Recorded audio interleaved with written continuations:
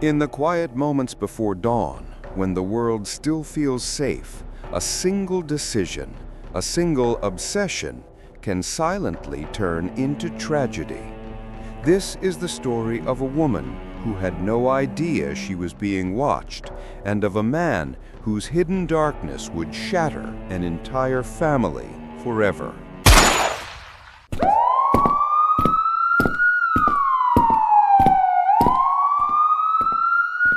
Morgan Fox's story begins on a cold October morning in 2020, when the world around her still slept and nothing seemed out of place. She was a hard-working 29-year-old operations manager at FedEx, a loving mother to her 9-year-old daughter, and someone everyone described as driven, kind, and fiercely dedicated to her family. But behind the normal rhythm of her night shifts and daily responsibilities, something dark had begun to form, something she never saw coming. On the morning of October 28, 2020, everything changed. Morgan's boyfriend woke up expecting her to return from her night shift, but instead he found an unthinkable scene in their garage. Morgan's SUV stood still, the passenger door slightly open, the interior lights glowing eerily in the dim space. Morgan lay slumped inside, unresponsive. Panic surged through him as he called 911, but the truth soon became undeniable. She had been shot twice at close range. What made the scene more chilling was what wasn't there. Her purse was untouched. Her cash remained inside. Nothing had been taken. Nothing suggested a robbery.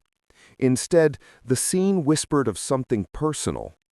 Investigators arrived and immediately noticed traces that didn't fit the quiet neighborhood.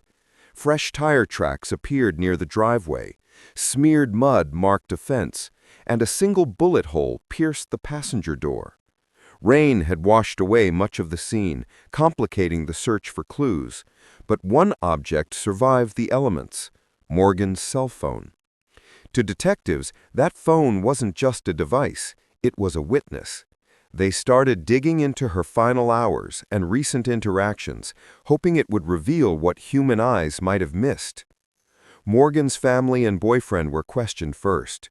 Her mother revealed that Morgan had recently been dealing with unusual tension at work involving 3 male co-workers. One of them seemed particularly troubling. At FedEx, Morgan had caught 3 colleagues going through her phone without permission. Furious, she confronted them, and the management issued a warning. 2 men apologized, accepted fault, and moved on. But one coworker, 29-year-old Jason McDermott, didn't let it go. Investigators quickly discovered that Morgan and Jason had exchanged messages in the past. While Morgan maintained polite communication, she viewed him only as a coworker and nothing more. But Jason seemed to feel differently. After the phone incident, he wrote her an apology letter that seemed overly personal. He was reprimanded for inappropriate behavior once before, something not many people at work knew. And when detectives examined the timeline, something else raised suspicion. Jason clocked in late to work that morning, 2:58 a.m., just after the estimated time frame of Morgan's death, which occurred between 1 a.m. and 2:30 a.m. He told his supervisor he overslept, but police wondered, oversleeping or something else? As investigators dug deeper into Morgan's phone, they discovered her last contact that night was with her boyfriend. Their messages showed no arguments, no tension. Their relationship, while not perfect, showed no signs of danger. More importantly, there were no messages or calls to Jason. Morgan had stopped responding to him 4 days before her murder, October 24th. That's when things shifted. Morgan had mentioned to her family that she went to Columbus with relatives, and she found it unsettling when Jason somehow knew she was out of town. She never texted him about that trip. The digital trail grew darker when detectives turned their attention to Jason's phone. At first, his location data seemed clean. It showed his phone at home until he left for work around 2:48 a.m. But police knew better. Phones can be left behind, and something about Jason's behavior troubled them. When they interviewed him, Jason denied any romantic involvement with Morgan. He said they were merely friends. He denied being near her house that night. He denied harming her at all. But detectives had already begun recovering deleted data from his phone, data Jason clearly didn't want anyone to see. Among the files were dozens of photos and videos of Morgan, secretly recorded at work, secretly recorded outside her home, captured without her knowledge. The pattern was unmistakable. Jason wasn't just interested, he was obsessed. He had isolated himself from other women, focused entirely on Morgan, and saved images of her that revealed an unsettling fixation. Then came another clue: Jason's car. When detectives inspected it, they found it unusually clean, freshly washed, even though the day before had been rainy and muddy. What caught their attention most was how thoroughly he cleaned the wheel wells and the undercarriage, areas people rarely scrub unless they're hiding something. CCTV from a nearby gas station confirmed that Jason had taken his car through a car wash right after work, a strange priority on the same day Morgan was killed. As investigators compared the tire tracks from the crime scene to Jason's vehicle, the patterns matched. The mud smeared on the fence near the driveway matched residue found on Jason's car before he washed it. Digital evidence tied him to Morgan. Physical evidence placed him near her home.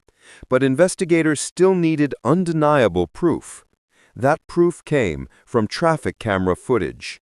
Cameras captured Jason's vehicle near Morgan's neighborhood at 1:38 a.m. He was seen leaving at 2:17 a.m. The timestamps aligned perfectly with the murder window. And his phone? It stayed home during that time, suggesting he intentionally left it behind to hide his movements. 1 week after the murder, police had enough. Jason McDermott was arrested. During questioning, he continued to deny everything, insisting police were targeting the wrong person. But the evidence built a picture no denial could erase. A man rejected, unable to accept boundaries, slowly descending into obsession until he crossed a line that could never be uncrossed. As Morgan's family struggled to understand how someone from her workplace could harbor such darkness, investigators prepared to bring the full story into the courtroom. Part 1 ends here, as the truth begins to rise from the shadows, leading into a trial that would reveal just how deeply Jason's obsession had taken root, and how close he had been to Morgan without her ever knowing the danger she lived beside. Subscribe to the channel for more true crime documentaries and stories. Your support helps keep the content safe, respectful, and fully aligned with YouTube's latest policies. Jason McDermott's arrest was only the beginning. What followed was a legal battle that would expose the full extent of his obsession and the chilling path that led to Morgan Fox's murder. As investigators prepared the case, they continued digging into Jason's digital footprint, knowing that every deleted file, every location ping, and every hidden video could help reveal the truth in the courtroom. The deeper they went, the more disturbing the story became. Prosecutors discovered that Jason had been tracking Morgan long before she realized anything was wrong. He visited her neighborhood multiple times, sometimes parking in places where he wouldn't be noticed. He watched when she came home, when she left for work, and when her boyfriend was away. The videos found on his phone weren't accidents or coincidences. They were part of a pattern. Jason had filmed Morgan at work when she was busy with her team, captured her walking to her car, and even recorded her stepping into her home. His obsession had grown in silence, becoming more controlling and more dangerous with each passing week. The most chilling evidence came from files Jason tried to permanently erase. Specialists recovered deleted images showing Jason sitting in his car, watching Morgan's house from a distance. Some of those files had timestamps from nights Morgan stayed late at work or when she came home after long shifts. It became clear that she had no idea someone was already studying her routines, waiting, and planning. On the day of the murder, investigators pieced together a nearly minute-by-minute timeline. Jason had left his phone at home, likely to create a digital alibi. He then drove to Morgan's neighborhood under the cover of darkness. Traffic camera footage placed his car turning into a street near her house at 1:38 a.m. The next verified sighting was him leaving the area at 2:17 a.m. In between those times, Morgan returned home from her shift, parked inside her garage, and was attacked before she could fully step out of her vehicle. Detectives concluded that Jason waited for her arrival, approached her from the passenger side, and shot her quickly to avoid any struggle. The gun was never found, but prosecutors believed he disposed of it immediately after the crime. When the case went to trial, Jason's defense attorney tried to paint a different narrative. He argued that Jason was a hard-working young man who had never caused trouble at work, and that investigators rushed to judgment. He questioned why Morgan's boyfriend didn't hear the gunshots, despite being inside the home at the time of the attack. The defense also insisted that Jason's relationship with Morgan was nothing more than friendship, and that any photos or videos he kept were simply admiration, not evidence of stalking. They pointed out that Jason had no criminal history, claimed he had no access to his father's firearms, and stated that nothing physical tied him directly to pulling the trigger. But the prosecution had something stronger than speculation. They had patterns, digital trails, and a timeline built from technology, surveillance, and behavior. Tire track comparisons matched Jason's vehicle. Mud from the crime scene matched mud found on his car before it was washed. The car wash footage showed Jason obsessively cleaning areas where evidence could have collected. His deleted videos proved he was near Morgan's house on more than one occasion. And his arrival at work at 2:58 a.m. lined up perfectly with the time it would take to commit the crime and then head straight to his job. When the prosecution presented the secret videos Jason recorded, images of Morgan unaware she was being watched, everyone in the courtroom felt the weight of how disturbing the case truly was. Morgan's family broke down hearing the evidence, realizing she was stalked in ways she never imagined. Jason refused to testify. He sat silently through most of the trial, never showing remorse, never explaining his actions, never offering clarity about the missing murder weapon. After reviewing the evidence, the judge concluded that the case wasn't about an impulsive act. It was about a long, escalating obsession. The judge described Jason as a danger to society and sentenced him to life in prison without the possibility of parole after 23 years. For Morgan's family, the verdict brought justice, but not peace. They had lost a daughter, a mother, and a loved one whose life had been full of promise. Her 9-year-old daughter now faced a future without her, a reality no verdict could fix. In the aftermath, FedEx reached a settlement with Morgan's family, $400 million in total.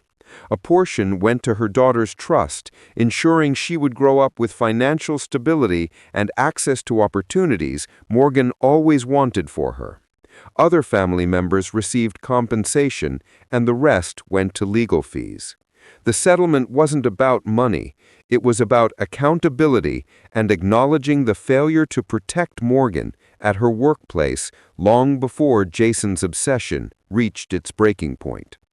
Today, Morgan Fox's story stands as a reminder of how digital evidence can bring hidden truths into the light, how small signs of obsession can escalate into danger, and how justice, although achieved, can never truly repair a loss this deep.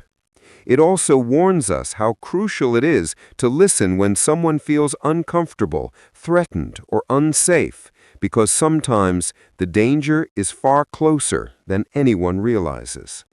Thank you for watching the full story. For more true crime documentaries told with respect, accuracy, and full adherence to YouTube's latest safety guidelines, make sure to subscribe to the channel. Your support helps keep these stories alive and responsibly presented. If you're still here watching, thank you. Before you go, please subscribe to our channel, Dark Frame Stories, and turn on the notification bell so you never miss another real-life mystery like this.